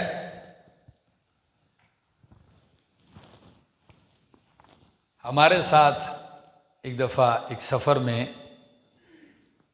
بٹگرام کے ایک بابا تھے، تو افطاری میں کیلے بھی رکھے ہوتے، سارے مشترکہ فنڈ ڈالتے تھے تو وہی کھاؤ۔ تو بابا جی کہتے جی کیلوں میں میرے ساتھ حساب نہ کرنا، باقی تم جوان ہو تو کیلوں میں میرے ساتھ حساب نہ کرنا، یعنی اگر میں زیادہ کھا جاؤں تو باقی فروٹ تو میں نہیں کھا سکتا۔ تو کبھی غور کر لیا کرو کہ اللہ نے تمہارے لیے کتنا بڑا انتظام کیا ہے، اور وہ کتنی طاقتور ذات ہے، کتنا اس کا علم مضبوط ہے، کتنی حکمتوں والی ذات ہے کہ ایک ہی زمین سے ایک ہی درخت میں مختلف ذائقے اور رنگ اور شکلیں پیدا کر دیتا ہے، اور پھر اس کی تاثیریں بھی مختلف۔ یہ زیادہ نہ کھایا کرو یہ گرمائش ہے، یہ زیادہ کھایا کرو یہ ٹھنڈک دیتی ہے، یہ گردے کے لیے بہتر ہے، یہ سینے کے لیے بہتر ہے، یہ سکن کے لیے بہتر ہے، یہ دماغ کے لیے بہتر ہے۔ ایک ہی مٹی سے چیزیں نکل رہی ہیں، ان کی تاثیریں مختلف ہیں۔ کبھی غور تو کرو، اللہ کی ذات کو تم پہچان لو گے۔ آگے ان فی ذالک لآیات لقوم یؤمنون، بے شک اس میں البتہ نشانیاں ہیں، لقوم یؤمنون، ایسی قوم کے لیے جو ایمان رکھتے ہیں۔ وجعلوا للہ شرکاء الجن، فرمایا وجعلوا، اور بنایا انہوں نے، للہ اللہ کے لیے، شرکاء شریک، الجن جنوں کو، کس کو؟ جنوں کو۔ حضرت قاضی صاحب رحمہ اللہ اور دیگر مفسرین اس کی ترکیبی وضاحت یوں کرتے ہیں کہ الجن یہ مفعول اول ہے، اس کو مفعول اول بناتے ہیں، شرکاء کو مفعول ثانی بناتے ہیں، اور وہ کہتے ہیں وہ ثانی ہے لیکن مقدم ہے۔ تو اصل عبارت یوں ہوگی وَجَعَلُوا الْجِنَّ شُرَكَاءَ وَجَعَلُوا لِلَّهِ جن الشرکاء، یہ بناتے ہیں جنوں کو اللہ کا شریک۔ اور بعض فرماتے ہیں کہ یہ بدل ہے شرکاء سے، الجنہ کس سے بدل ہے؟ شرکاء سے۔ تو معنی ہے وَجَعَلُوا، اور بناتے ہیں، للہ اللہ کے لیے، شریک، الجنہ جن، وَخَلَقَهُمْ، وَخَلَقَهُمْ کیا مطلب ہے؟ حالانکہ اللہ نے جنوں کو پیدا کیا ہے، حالانکہ اللہ نے جنوں کو پیدا کیا ہے، وہ مخلوق ہیں، وہ خالق کے شریک کیسے ہو سکتے ہیں؟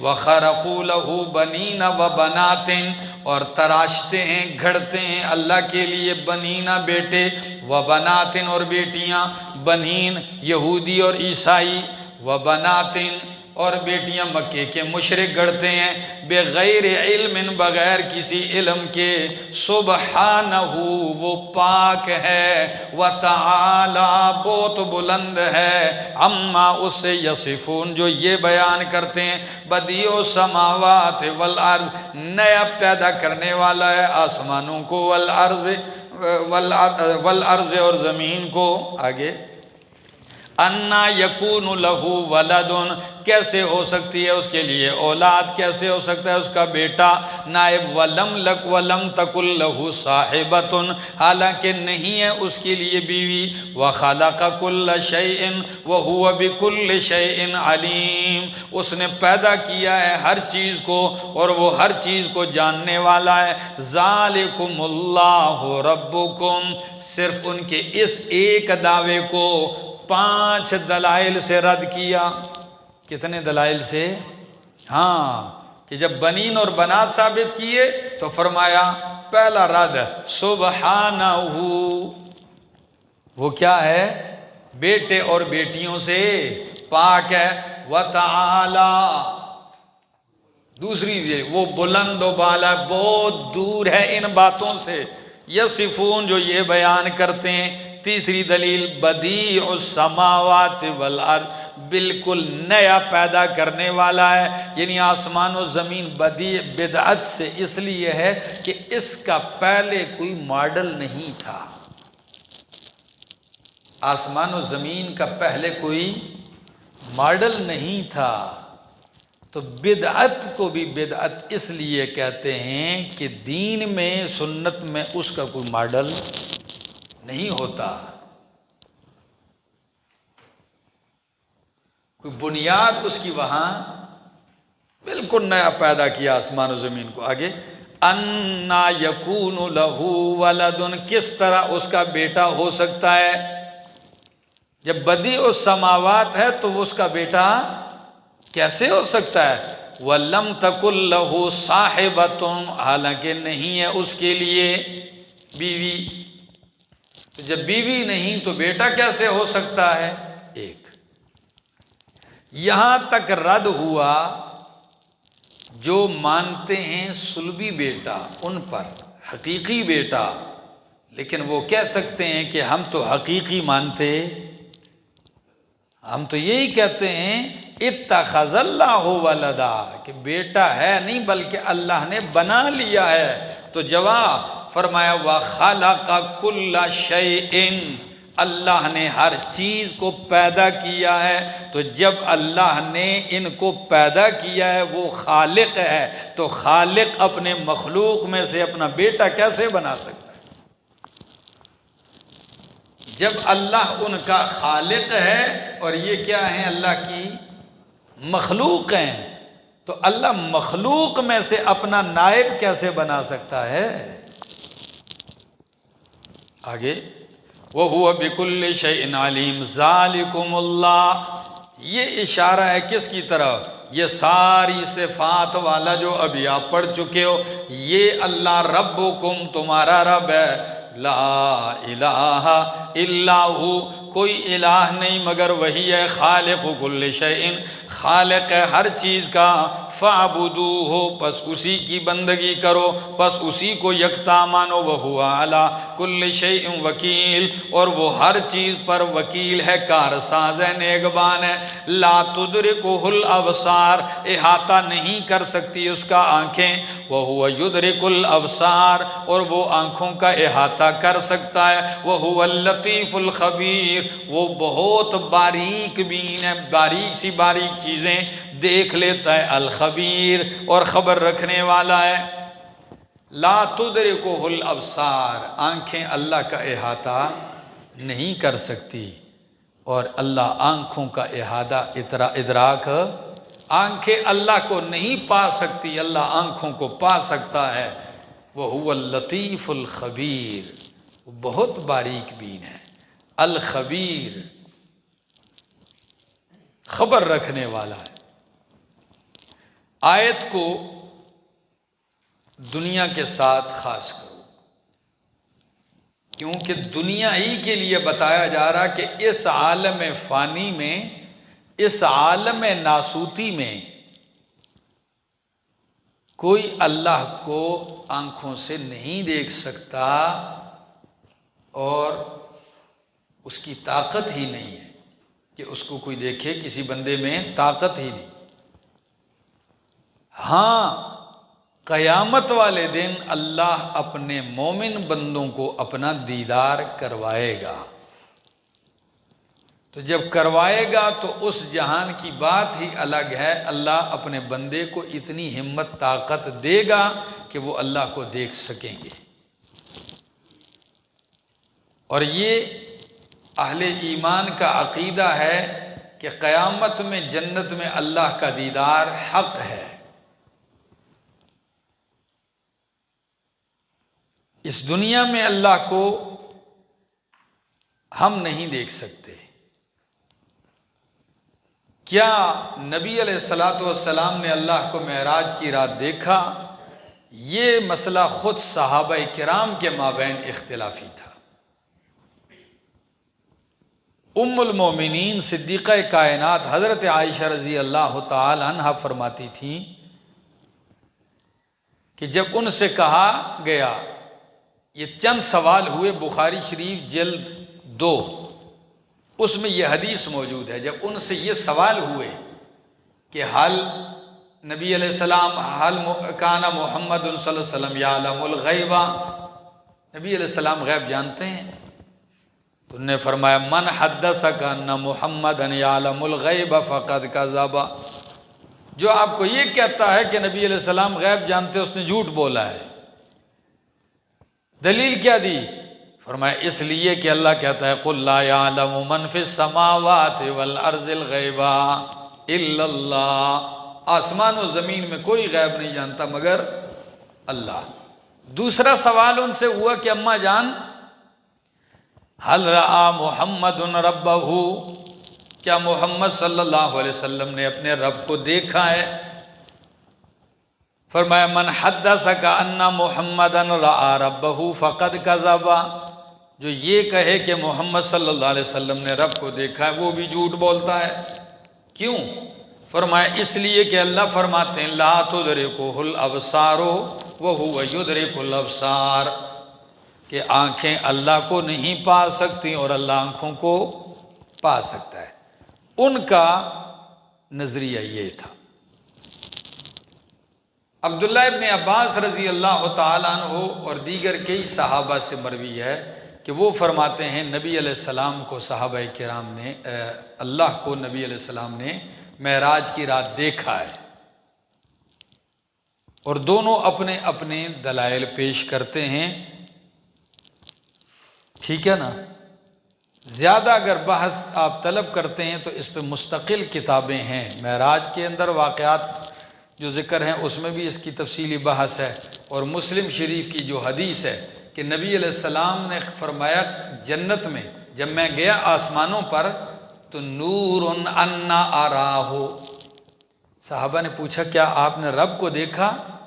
فرمایا نور انا اراہ، اللہ وہ ایک نور تھا، انا اراہ میں کیسے دیکھ سکتا ہوں؟ تو اس کو بعض محدثین اسی لفظ کو پڑھتے ہیں کہ نورانی اراہ، اسی کو وہ کیا پڑھتے ہیں؟ نورانی اراہ، اللہ نورانی تھے، اراہ میں نے ان کو دیکھا ہے۔ تو اب ایک ہی لفظ ہے، لکھنے میں ایک طرح آ رہا ہے، پڑھنے میں دو طرح بن رہا ہے۔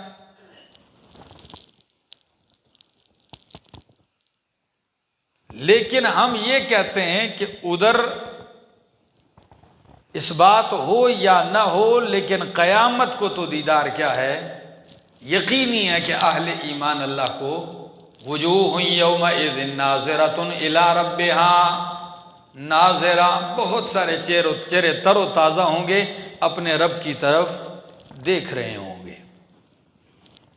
فرمایا وہو یدرک الابصار، اللہ آنکھوں کو پا سکتا ہے، آنکھیں اللہ کو نہیں پا سکتی۔ وہو اللطیف الخبیر، وہ بہت باریک بین ہے، خبردار ہے۔ قد جاءکم بصائر من ربکم، تحقیق آ چکی ہیں تمہارے پاس بصائر، بصیرت افروز دلائل، بصیرت کی باتیں آ چکی ہیں تمہارے رب کی طرف سے۔ فمن ابصر، پس جس نے دیکھ لیا، فلنفسہ، تو اپنے لیے دیکھ لیا، تو دیکھتے تو سارے ہیں، مانا کرو کہ بصائر بصیرت کی باتیں آ چکی ہیں، فمن ابصرا، جس نے بصیرت حاصل کر لی، جس نے بصیرت حاصل کر لی، فلنفسہ، تو اپنے لیے، یعنی اس کی بصیرت حاصل کرنے کا اسی کو فائدہ ہوگا، اللہ کو کوئی فائدہ اس سے نہیں ہے، فلنفسہ، تو اس کے اپنی جان کے لیے، ومن عمیہ، اور جو کوئی اندھا بنا رہا، فعلیہا، تو اس کے اندھے پن کا وبال بھی اسی پر ہوگا، وما انا علیکم بحفیظ، اور نہیں ہوں میں تمہارے اوپر کوئی نگہبان، میں تمہارے اوپر کوئی نگہبان نہیں ہوں۔ آگے جی، وَكَذَلِكَ نُصَرِّفُ الْآيَاتِ فرمایا اسی طرح ہم پھیر پھیر کے بیان کرتے ہیں آیتیں، وَلِيَقُولُوا، اور تاکہ یہ کہیں درستا، تو نے پڑھا ہے، وَلِنُبَيِّنَهُ لِقَوْمٍ يَعْلَمُونَ، اور تاکہ ہم اس کو بیان کریں ایسی قوم کے لیے، یعلمون، جو جانتے ہیں۔ عقبات ستہ میں سے یہ کون سا عقبہ ہے؟ تیسرا۔ مبلغ کو ان 3 امتحانات کا سامنا کرنا پڑتا ہے۔ ایک یہ ہے کہ کیا اللہ نے آپ کو پر احسان کر دیا، اور دوسرا کیا تھا جی؟ ہاں، یہی مسئلہ رہ گیا کہ آپ بیان کرتے ہیں، اس کا جواب تیسرا یہ ہے کہ جب آپ بیان کریں گے تو وہ کہیں گے پڑھا کہاں سے ہے؟ ایک مطلب تو نے پڑھا ہے، کدھر سے پڑھ کے آئے ہو؟ استاد کون ہے؟ کہ آپ کہیں گے میں نے فلاں سے پڑھا، ہاں وہ ہے نا، وہ ہے ہی گستاخ ہے، اسی وجہ سے تو ایسا ہے، ادھر سے پڑھ کے، ہاں تیرا مدرسہ بھی ایسا ہے۔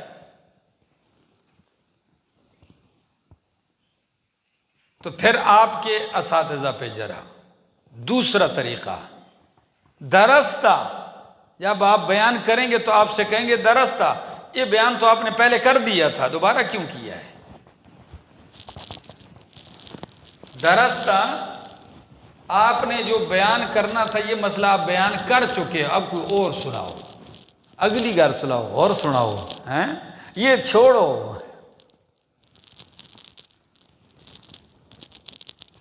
تیسرا انداز کہ درستہ، یہ باتیں تیری نہیں ہیں، یہ تو کہیں سے پڑھ کے آیا ہے، سیکھ کے آیا ہے کہیں سے، ٹھیک ہے نا؟ پہلے تو ایسا نہیں تھا، لگتا ہے کوئی درس وغیرہ سن کے آیا ہے، ٹھیک ہے نا؟ ہاں، پہلے تو آپ ایسے نہیں تھے، اب یہ ایسی باتیں کرنے لگ گئے ہو۔ سنو بھائی، فرمایا وَكَذَلِكَ، اور اسی طرح، اور یہ جتنی گھاٹیاں بیان کی جا رہی ہیں یہ لفظ کذالکا، کس سے؟ اور میرے شیخ فرماتے ہیں کہ لفظ کذالکا سے قاعدہ مستمرہ کی طرف اشارہ ہوتا ہے، کہ یوں ہوتا ہے، یہ قاعدہ ہے، کیا؟ یوں ہوگا۔ فرمایا وَكَذَلِكَ، اور ایسے ہی نصرف الآیات، ہم پھیر پھیر کے بیان کرتے ہیں آیتیں، لیقولوا، تاکہ یہ کہیں درستہ، کیا تو نے پڑھا ہے، وَلِنُبَيِّنَهُ، اور تاکہ ہم بیان کریں اس کو، لِقَوْمٍ يَعْلَمُونَ، ایسی قوم کے لیے، یعلمون، جو جانتے ہیں۔ تو آپ کا جواب کیا ہوگا؟ آپ کہیں گے بھائی استادوں کو کیا کہتے ہو؟ مدرسہ میں نے کدھر پڑھا ہے، اس کے ساتھ کیا تعلق ہے؟ ان اتبع ما اوحی الیک، میں تو مسئلہ قرآن سے بیان کر رہا ہوں۔ کس سے بیان کر رہا ہوں؟ میں تو وحی کی بات کر رہا ہوں، میں تمہارے سامنے قرآن پیش کر رہا ہوں، آپ کہتے ہو آپ نے کہاں سے پڑھا ہے؟ میں کہتا ہوں اللہ فرماتے ہیں، آپ کہتے ہیں استاد کون ہے؟ بات سمجھے نا؟ تو فرمایا اتبع ما اوحی الیک، پیروی کیجئے اسی کی جو آپ کی طرف وحی کی گئی ہے، من ربک، آپ کے رب کی طرف سے، لا الہ الا ہو، وہ کیا ہے وحی کی پیروی؟ لا الہ، آپ کی طرف یہ وحی کی گئی ہے، لا الہ الا ہو، کوئی الہ نہیں مگر وہی ہے، حاجتیں پوری کرنے والا صرف وہی ہے، وَأَعْرِضْ عَنِ الْمُشْرِكِينَ، اور مشرکین سے منہ پھیر لے، اعراض کر، یعنی ان کو آپ نے برا بلا، یہ اعتراضات کرتے رہیں، آپ ان کی بات کی طرف توجہ نہیں دینی، آپ نے مسئلے کے اوپر توجہ دینی ہے، ٹھیک ہے نا؟ فرمایا وَلَوْ شَاءَ اللَّهُ، اور اگر اللہ چاہتا تو ما اشرکو، یہ نہ شرک کرتے، وَمَا جَعَلْنَاكَ عَلَيْهِمْ حَفِيظًا، اور نہیں بنایا ہم نے آپ کو ان کی اوپر نگہبان، وَمَا أَنْتَ عَلَيْهِمْ بِوَكِيلٍ، اور نہیں ہے آپ ان کے اوپر کوئی داروغِ کارساز، وَلَا تَسُبُّوا الَّذِينَ يَدْعُونَ مِن دُونِ اللَّهِ، ادب سکھایا، تقریر تو کی ہے، آپ کے ساتھ مخالفت بھی ہوگی، یہ نہیں ہے کہ پارا چڑھ گیا اور ممبر پہ شروع ہو گئے گالیاں تو گالیاں، جی نہیں، لا تسبوا الذین، یہ رد عمل لوگوں کا آئے گا، لیکن آپ نے گالی نہیں دینی ہے، اور کسی کے معبودان کو برا نہیں کہنا، کیا؟ ایک ہے برا کہنا، ایک ہے ان کی حقیقت بتلانا، ٹھیک ہے؟ کہ الہ نہیں ہے، حاجت روا نہیں ہے، آپ یہی تو کہتے ہیں کہ یہ جتنے ولی گزرے ہیں، ہم کسی ایک ولی کو بھی برا نہیں کہتے، یہ نیک تھے، یہ بزرگ تھے، یہ اللہ کے قریب تھے، لیکن الہ نہیں تھے، الہ صرف کون ہے؟ اللہ ہے۔ تو فرمایا لا تسبوا الذین، نہ برا کہو ان لوگوں کو، یدعون کیا؟ مفسرین فرماتے ہیں، قاضی صاحب نے بڑی پیاری بات لکھی ہے، یہ آپ کو کئی تفسیروں میں نہیں ملے گی، وہ فرماتے ہیں یہاں ضمیر محذوف ہوتی ہے، یدعونہم، یدعونہم، تو اب معنی آیت کا یوں ہوگا، لا تسبوا الذین، مت برا کہو ان لوگوں کو، یدعونہم، جن کو یہ لوگ پکارتے، من دون اللہ، اللہ کے سوا، فیسبوا اللہ، پس وہ برا کہیں گے، گالیاں دیں گے اللہ کو، عدوا بغیر علم، ضد میں، دشمنی میں، بغض میں، بغیر علم، حد سے نکل کر، بغیر علم کے وہ اللہ کو برا کہیں گے۔ تو اب بتاؤ، جب آپ برا کہو گے نتیجہ کیا نکلے گا؟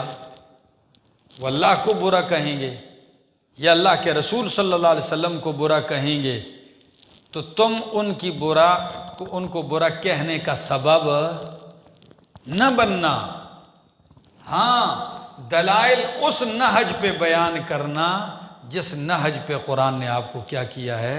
سکھایا ہے۔ آگے جی،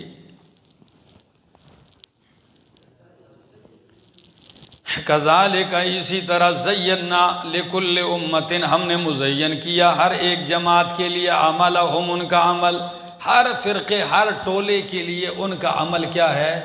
مزین ہے، وہ ان کو اچھا لگتا ہے، پیارا لگتا ہے، آپ جتنا بھی کہیں، کچھ سمجھے تو سمجھے، نہ سمجھے تو ان کے لیے ان کا عمل مزین ہے۔ فرمایا ثم الی ربہم مرجعہم، پھر ان کا ثم الی ربہم، پھر ان کے رب کی طرف، مرجعہم، ان کا پلٹنا ہے، لوٹنا ہے، فینبئہم بما کانوا یعملون، پس وہ ان کو بتلائے گا وہ کو جو یہ عمل کرتے تھے۔